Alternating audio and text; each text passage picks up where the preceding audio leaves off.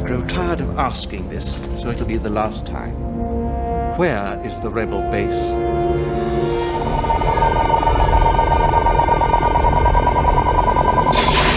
Do you still remember the first time the blue light of the Jedi lightsaber flashed? The entire cinema in 1977 seemed to explode in silence. Breath-held hearts stopped when the legendary line slowly floated across the screen. A long time ago, in a galaxy far, far away, and then the sound of the Millennium Falcon's engine roared as if piercing through the universe, opening a galaxy that humanity had never seen before. Star Wars is not just a movie, it is the first miracle that cinema truly created. A story about a farm boy standing up against darkness, about courage, friendship, and the faith that light still exists, even amid war and despair. Luke Skywalker. Han Solo, Leia, Organa. They are no longer characters but symbols of an entire generation that believed in what is good. But behind that dazzling sky, there was another universe, where desert storms almost buried the film crew, where a secret affair arose between two stars, and where real wounds, made of blood and scars, were turned into legend. More than half a century has passed, but every time the opening melody resounds, we still feel our hearts tremble like the first day. Today, let's go back to 1977 to uncover 20 strange, intense, and painfully real secrets hidden behind the movie that turned sweat and tears into the eternal light of cinematic history. 20. Princess Leia, a casting that nearly changed the galaxy. Fall of 1976, Los Angeles. George Lucas's casting office glowed under white lights, but no one knew this place would shape cinematic history. Dozens of young women passed through that door, each carrying hopes of becoming the princess of the galaxy. A blonde girl, Jodie Foster, 14 years old, stepped in. Sharp eyes, intelligent voice. She spoke confidently, decisively. Lucas watched, then shook his head. Too young. Next came Sigourney Weaver, tall, strong, tough, but her eyes belonged to a warrior, not a princess. Then Meryl Streep, a rising talent but not quite right. Lucas still hadn't found the soul he needed. The casting room grew heavy. Everyone was exhausted. Then the door opened, a small girl stepped in. Neatly tied hair, white shirt, old jeans, nothing remarkable. Carrie Fisher, 19 years old. Her voice trembled slightly, but her eyes blazing like a meteor. She read the line the world would later memorize, "Help me, Obi-Wan Kenobi. You're my only hope." Her voice quivered, but her eyes burned with determination. She didn't act. She lived every word. Lucas watched her in silence for a few seconds, then turned to the producer. That's Leia. No drums, no applause. But from that moment, Carrie Fisher became the heart of Star Wars. On set, Fisher was a mix of rebellion and charm. She rewrote her lines, teased her co-stars, and dared to argue with the director when needed. She refused to be a weak princess. Her Leia was smart, sarcastic, strong, a heroine who saved herself.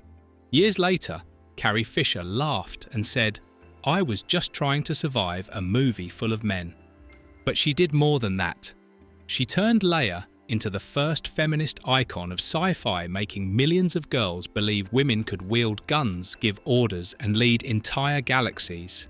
If Lucas had chosen someone else that day, Star Wars might still have succeeded, but it would lack a soul.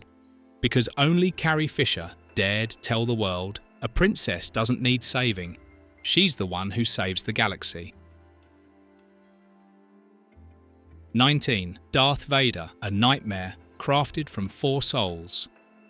In 1976, Shepperton Studios was shrouded in thick artificial smoke like a battlefield fog. The door of the Tantive 4 blasted open, and from the darkness, a colossal black figure emerged. The sound of boots striking the metal floor, thud, thud, thud. Each step seemed to freeze the air itself. Then, for the first time, the mechanical breathing echoed. Hiss, whoosh, hiss, whoosh. The entire set fell silent. They weren't just watching a character, they were witnessing the birth of an icon. But no one knew that Darth Vader was not one person. He was a nightmare pieced together from 4 different lives. His towering frame, broad shoulders, and heavy iron-like steps belonged to David Prowse, a British bodybuilder. He made every movement of Vader slow, ruthless, as if each step crushed the past. But when the cameras rolled for lightsaber battles, Prowse was replaced. The armor was too heavy. He was too slow. That's when Bob Anderson, a master swordsman from the British Olympic team, was called in. Hidden beneath the black mask, Anderson turned Vader's attacks into a deadly dance. The red and green glow of the saber reflected off the steel helmet like the heartbeat of a demon. Then, when Vader spoke, it was yet another person. A deep, gravelly voice resonating as if from the deepest abyss of the universe. No, I am your father, James Earl Jones. A man who never wore the armor, never held a saber, but whose voice turned an obscure character into a symbol of power and fear for an entire generation. And finally, when the mask was removed, when Vader lay dying in blinding white light, that face belonged to none of them. It was Sebastian Shaw, old, frail, with trembling eyes, seeking forgiveness he could never attain in life. 1 character, 4 people. 1 icon, 4 souls breathing in unison. Darth Vader wasn't acted, he was created like a Frankenstein of cinema. With muscle, with voice, with swordplay, with heart. And perhaps that's why he was so terrifyingly real, a nightmare born from 4 living souls. To you, what is Vader? An unforgivable villain, or a pitiful father buried in the steel he forged himself? 18. C-3PO, Anthony Daniels' Golden Prison. Elstree Studios, 1976. Under blazing lights, Anthony Daniels stood in the middle of the room, sweat pouring down his forehead. Before him was a gleaming golden suit, the one that would turn him into C-3PO, the most courteous droid in the galaxy. No one told him it was also the worst trap of his life. As the suit was pieced onto him, Daniels realized he was being locked alive. Each metal piece clamped like shackles. When the final piece snapped shut, he couldn't bend, couldn't sit, couldn't even breathe deeply. I saw the world through a tiny slit, he recalled, and every sound echoed like it came from the bottom of a pit. On screen, C-3PO's slow, clumsy movements made audiences laugh. But in reality, it was genuine pain. The suit weighed over 20 kilograms with no ventilation. Tunisia's desert heat soared past 40 degrees. Each day, Daniels lost nearly 2 kilograms of water, sometimes fainting mid-scene. But when the director yelled action, he sprang up. Every trembling step, every awkward turn, it was all real, no acting needed. That imperfection made C-3PO human. Behind the polished gold was a man exhausted but still forcing a smile to let his droid shine. After the film wrapped, Daniels swore he'd never wear the suit again. But when Lucas called for the sequel, he only said, "No one else can be C-3PO. Even if it's hell, it's my hell." C-3PO wasn't just the perfect assistant droid in the galaxy. He was a human in metal, carrying the breath of loneliness, the smile of endurance, and a heart of true gold forged from the sweat and blood of the man inside. 17. The legendary opening crawl was shot by hand. In a small workshop in Van Nuys, California, there were no grand studios, no CGI, just a group of technicians hunched over a 2-meter blackboard. On it, they pasted glowing golden text. A long time ago, in a galaxy far, far away, that was the legendary Star Wars opening crawl. But instead of computers, it was filmed manually, centimetre by centimetre. A 35mm camera was tilted, moving slowly along the angled board to create the illusion of text drifting into infinite space. A single speck of dust on the lens, or a slight motor shake, meant starting over. Some days the team spent over 10 hours to capture 5 seconds of perfect footage. "We worked like we were doing heart surgery," one technician recalled. Every movement had to be precise to the breath. None of them imagined that tiny film strip would become a pop culture icon. And every time those golden words scroll up against a black void, millions of viewers worldwide feel the same thing. Their hearts beat faster. Childhood memories flood back, and they know they're about to enter that distant galaxy again. Few realize that legendary universe began not with technology, but with a board, a shaky lens, and hands pushing a dream forward millimeter by millimeter. 16. The once-in-50-years storm that nearly swallowed Tatooine. Tunisia's desert, 1976. George Lucas wanted to open his film with a scene so desolate it would leave audiences breathless. A blazing red sun hanging over scorching dunes where young Luke Skywalker gazes at a distant horizon. But when the crew arrived, they didn't meet sunlight, but the heaviest rain in over half a century. Winds howled like an angry desert's roar. Sand whipped up, turning into thick mud. Golden hills became a sea of sludge and spaceship models. Months of preparation sank into murky water. Set pieces collapsed, camera lenses flooded, and the young director could only watch his Tatooine planet dissolve before his eyes. Some crew members panicked. One said, "We're done, George." But Lucas, drenched in rain, just smiled faintly and shook his head. No one's going to believe this story. He didn't give up. When the rain stopped, they dried every cloth, rebuilt every wall, and scraped mud off models by hand. The sand dried, the sky turned golden again. And in just days, Tatooine, the driest planet in the galaxy, was born from mud and rainwater. On screen, it's where dreams begin. In reality, Tatooine was a symbol of resilience, of a young director who wouldn't yield to fate, and a small crew daring to rebuild a universe amidst a storm. 15. George Lucas nearly didn't create Star Wars because of a Flash Gordon rejection. In 1971, George Lucas, just 27 years old, was a young director brimming with dreams. In his mind echoed the hum of spaceships, laser flashes, and images of Flash Gordon soaring among the stars. He wanted to bring that world to the screen, to revive his childhood with light and music. Lucas pitched his draft to studios, speaking passionately, but the person across the table coldly said, "Impossible. The film rights belong to someone else." The door closed and the dream seemed to crumble. But Lucas didn't leave that world, he created his own. In a small San Francisco room, he wrote through countless nights. Instead of copying Flash Gordon, he built a new universe where Jedi Knights replaced Flash, where light and dark coexisted, where faith was stronger than technology. He envisioned a dreamy boy gazing at a twin-sun horizon, Luke Skywalker. And from there, a new galaxy took shape.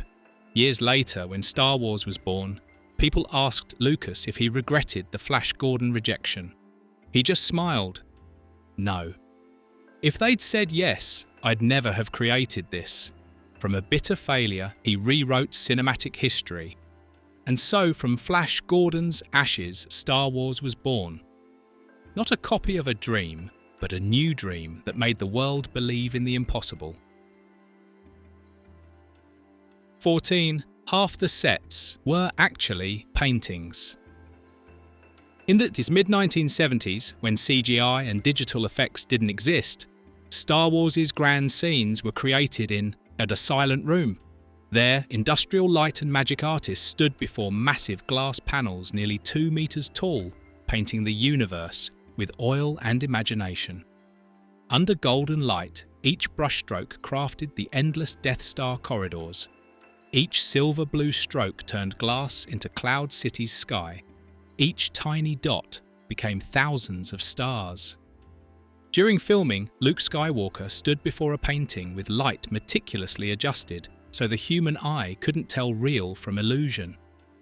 Matte painting, this lens-deceiving technique, became the magic of an era. Those nameless artists painted half a universe with trembling hands and extraordinary patience. Their names weren't on posters, nor were they applauded at the Oscars, but they made audiences believe a galaxy truly existed out there. Every time the camera pans through the Death Star's halls or light glints in Cloud City, it's not just paint.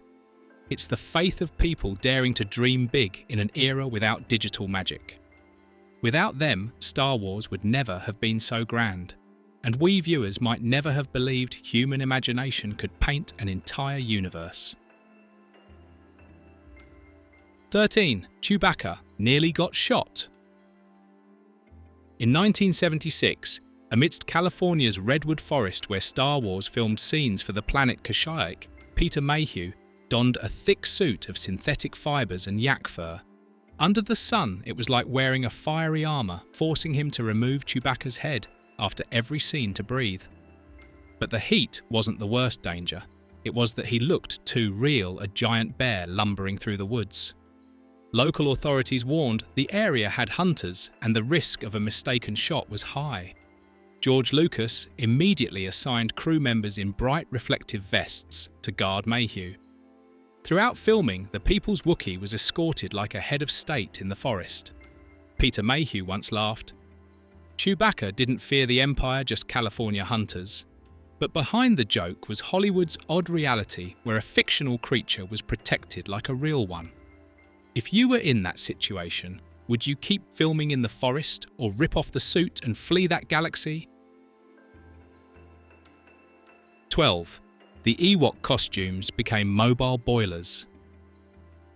In California's redwood forest, chosen as the setting for the planet Endor, humid heat thickened the air like a boiler. Amidst the lush on-screen scenery, the galaxy's cutest furry creatures, Ewoks endured real torment. The artificial fursuits weighed over 10 kilograms, with no ventilation causing actors inside to sweat so much that water dripped through the fur. Some fainted on set, and the medical team handed out Gatorade like life-saving water. The crew even set up an Ewok recovery room where actors upon removing their heads were fanned and given ice packs. But some young actors turned it into a secret rendezvous spot to escape the director's gaze, amidst the heat-burnt fur smell and giggles behind closed doors. On screen, Ewoks were symbols of innocence and courage. In reality, they were true warriors not against the Empire but against the hellish heat of their own suits. If you could be an Ewok for a day, how long do you think you'd last in that mobile boiler? Don't hesitate to share in the comments. 11. Yoda was originally meant to be a monkey in a rubber mask. In the early days of The Empire Strikes Back, George Lucas wanted to create a tiny but lifelike Jedi Master. A bold idea emerged: hire a trained monkey, put on a rubber mask, dress it in a robe, and have it play Yoda. In the initial script, the monkey even had a personal assistant to teach it movements and staff holding. Then the first test happened. As soon as the mask was put on, the actor tore it off, threw it at the props, and ran amok across the set. It bit wires, knocked over lights, and sent the crew chasing in chaos. In 10 minutes, the plan collapsed. A technician sighed. "The monkey's smart, but it's no Jedi." When the idea was scrapped, Lucas turned to Jim Henson Puppetry Master, and the world got the Yoda we know today. No monkey, just wisdom, calm, and long ears, carrying 1,000 years of experience. 10. The crew nearly burned to death in Tunisia's desert. When Star Wars began filming in Tunisia's desert, the 500-person crew stepped into a real hell. Temperatures exceeded 54 degrees sand so hot it could melt equipment plastic. R2-D2 robots kept burning chips, and Anthony Daniels, C-3PO's actor, fainted after hours in his metal suit. Many technicians wrapped cloths around cameras to avoid burning their hands. One day, a sandstorm hit, swallowing the set in minutes. Statues, desert ships, and props were buried. Lucas stood amidst the sand sea, silently watching his work nearly swept away. "If this desert could talk, it'd be laughing at us," he said, half joking, half desperate. Yet no one gave up. They rebuilt, worked from dawn to fiery dusk, drinking warm water like fire without stopping. When Star Wars hit theaters, Tatooine's golden frames stunned the world. 9. The secret romance between Leia and Han was real. Amidst London's set lights as A New Hope filmed its first scenes, a quiet romance sparked. Carrie Fisher, 19, fresh from home to play Princess Leia, and Harrison Ford, 33, a reserved married man who smoked and rarely smiled on cue. Between them was no script, just long nights after shooting, laughter, a few drinks, and silent moments too deep to describe. Fisher wrote in her memoir, The Princess Diarist, that it felt like a dream. For 3 months they hid it from everyone. No one in the crew knew. We were Han and Leia during the week and Carrie and Harrison on weekends, she wrote. When Ford drove her through London's rain, they said little, but their eyes spoke more than any line. The iconic, "I love you, I know in The Empire Strikes Back" was Ford's improvisation, but when audiences heard it, they believed it was a moment between characters. Only when the truth emerged did people realise those lovers didn't just exist in a distant galaxy, they truly loved right here in reality. 8. Luke Skywalker was really bitten by a snake. On screen, Dagobah was the Jedi training planet, wet and crawling with snakes.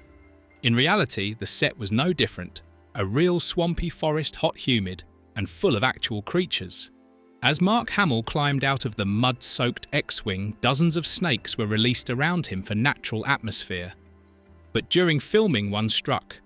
Hamill felt a sharp bite on his wrist, blood streaking down. He winced, but kept acting. No one in the crew noticed until the director yelled, "Cut!" Only then did he flash a faint smile, the force or maybe adrenaline. The scene was kept.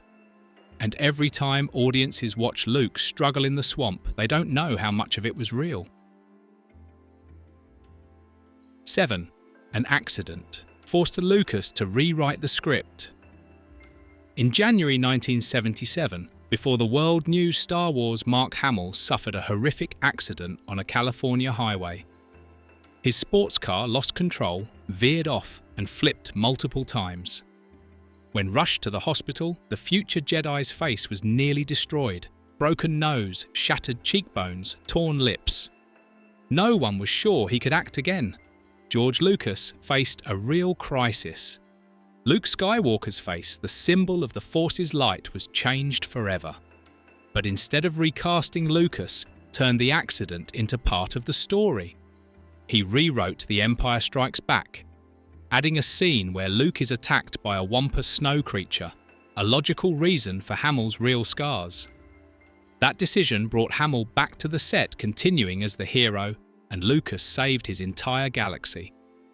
If you look closely at Luke's face in the sequel, you'll see that light wasn't just the Force's, it was a man returning from the edge of life and death. 6. Darth Vader was once banished by Lucasfilm. In 1979, during The Empire Strikes Back's post-production David Prowse, the man in Darth Vader's black armour walked into a small UK interview. Known for his bluntness when a reporter asked about the upcoming ending, Prowse casually dropped a bombshell. Darth Vader is Luke Skywalker's father. That single line was like a bomb in the galaxy. George Lucas was trying to keep secret.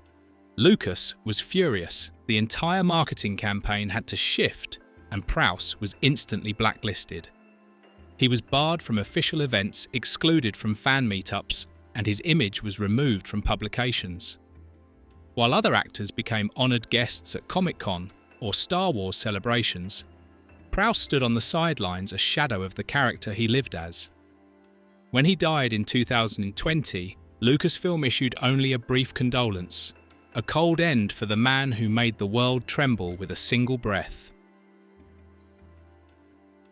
5. The lightsaber sound was real, not a computer effect.